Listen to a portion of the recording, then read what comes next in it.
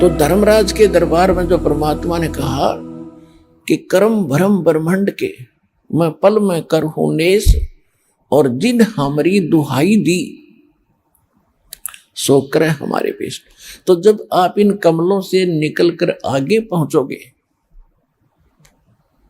तो जब तरकुटी पर आप पहुंचोगे तो वहां परमात्मा आपको मिलेंगे इस दास के रूप में, और काल मिलेगा उनके गुरु के रूप में जो काल की साधना कर रहे हैं, जैसे ये राधा स्वामी धन धन सतगुरु निरंकारी, यानी इस सतलोक आश्रम बरवाला जिला हिसार हरियाणा ने छोड़कर, इस रामपाल दास को छोड़कर अन्य जितने भी गुरु हैं वर्तमान के पृथ्वी पर, इनके पास वो भक्ति नहीं है जो परमात्मा वाली है और काल से न्यारी हो। तो वो सभी जो साधना कर रहे हैं, चाहे वो किसी की भी मान कर रहे, वो सब काल उपासना है, और वो सभी काल के ही मुख में रहेंगे। और जो वर्तमान में जैसे भी उनके नकली सकली गुरु हैं, उन गुरुओं के रूप में काल आगे मिलेगा उनको।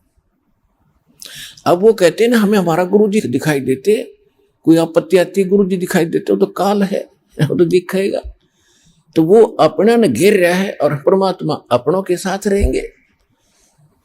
तो जब आप त्रिकुटी में पहुंचोगे, वहां परमात्मा आपको खड़े दिखाई देंगे इस दास के रूप में। अब जैसे यहां आपको बुलाकर ये ज्ञान सुना के आपसे एक रिहर्सल कराई जाती है कि जैसे आप यहां गुरु जी के प्रति व्यवहार भाव रखते हो, तो यही आपका, जैसे यहां से चलोगे जब सौपन सा होगा, आपको नहीं लगेगी हमारी मृत्यु होगी या हमें कोई परेशानी हुई है, नहीं। आप तो आसानी से जाओगे, जैसे कहीं सत्संग में जा रहे हैं और यहां लोग समझे ये मर गया, शरीर छोड़ा है, तो एक जैसे सर्प कांचली छोड़ जाता ऊपर से, वह कैंचुली छोड़ दिया आपने। ओरिजिनल बॉडी आपकी और न्यारी है, इसके अंदर सूक्ष्म शरीर, और उसके अंदर भक्ति प्रभाव से as it is ditto copy हो जाती है इसकी, एज इट इज। यही वस्त्र आप पर बने रहेंगे जो आप डेली पहना करते थे, और एज इट इज वो कॉपी हो जाएगी। ये जैसे सर्प की कांचली सर्प जैसी ही होती है। तो वहां जाकर के आप क्या देखेंगे, जैसा भी आपका यहां भाव है, गुरु जी आगे और दर्शनार्थ खड़े हो जाते हो, देखते हो कहीं ना कहीं झांक चूक के कहां से दर्शन हो जाए, तो वहां भी आपका यही भाव रहेगा, गुरु जी आगे प्रणाम करोगे, और फिर गुरु जी जहां जाएंगे साथ साथ जाओगे, तो वहां परमात्मा आपको मिलेंगे। वहां से फिर आपको लेकर के धर्मराज के दरबार में जाएंगे, और धर्मराज के दरबार में फिर अकाउंट करवाओगे आपका, जैसे एडवोकेट बनकर जाते हैं और जज से कहते हैं जी आप इसका हिसाब कीजिए। अब देखो यहां दो बातें हैं कि जिस समय परमात्मा मिले थे उनको जाकर गरीबदास जी के साथ, तब तो वो अपने वास्तविक रूप में थे, फिर वो जाएंगे दास के रूप में, गुरु के रूप में, तो वहां वो एज ए एडवोकेट खड़े होंगे और उनको कहेंगे जी लो इनका अकाउंट क्लियर करो। श्रीमद् भगवत गीता और वेद ये और सुख संवेद ये हमारे संविधान है भगवान का, और जो भी संत और गुरु होंगे इस संविधान के अनुसार ही जो साधना करते और करवाते वही सफल होंगे। तो वहां संविधान की धारा दिखाई जाएगी, गीता अध्याय नंबर 18 के श्लोक नंबर 66 को परमात्मा इस दास के रूप में धर्मराज की टेबल पर रखेगा कि आपका विधान है, संविधान में लिखा है, सर्वधर्मान परित्यज माम एकम शरणम व्रज अहम तवा सर्व पापे भो मोक्षामि मा शुच।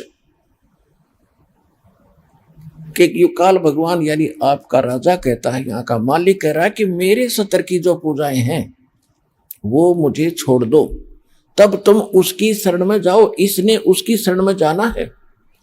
और आप जी इसके सतर की जो ओम नाम की पूजा, ओम नाम की भक्ति साधना कमाई, उस 3 मंत्र के अंदर 3 मंत्र जो ओम तत् सत है उसमें 3 मंत्र हैं। ओम और तत् एक सांकेतिक शब्द है, ओम तो सीधा ही है, ये 2 अक्षर मिलकर एक सतनाम बनता है। तो यहाँ उस 3 मंत्रों में से प्रथम मंत्र जो ओम है उसकी कमाई ये ब्रह्म की है, और ये ब्रह्म का ही राज्य है, और ब्रह्म यहाँ का राजा है, और ये विधान वेद भी ब्रह्म के ही माने जाते, उसने दिए हैं, उसका विधान माना जाता। तो तुम्हारे संविधान में लिखा है, तो ये ओम नाम की कमाई आप रखो और इसका अकाउंट क्लियर करो 2 मिनट में। अब ठीक है, रखो, जाओ। फिर वहां से कहां जाएंगे?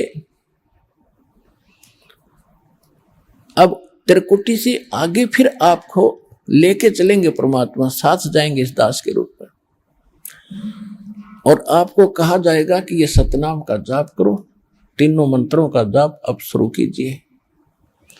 तो जब सतनाम का जाप करते ही सार नाम तो अभी शेष ही रह जाएगा, इतनी सेकंड में वो ब्रह्मरंध्र खुल जाएगा। त्रिकुटी से आगे ब्रह्मरंध्र है,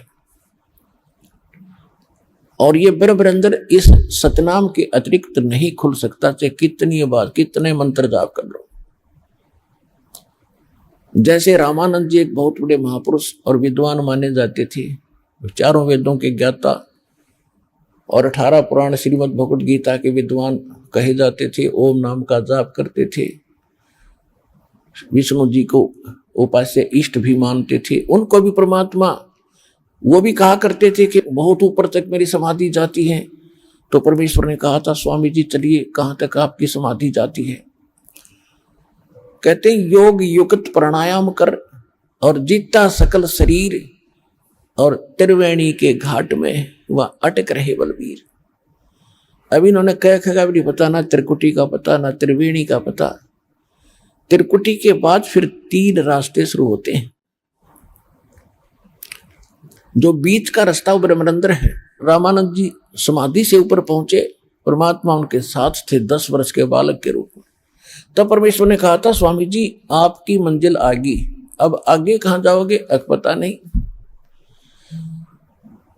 परमात्मा ने बताया, मैं बताता हूं, आपकी मृत्यु के उपरांत आप यहीं आओगे इस त्रिकुटी पर, और ये लेफ्ट जो रास्ता है, लेफ्ट, यहां धर्मराज का दरबार है।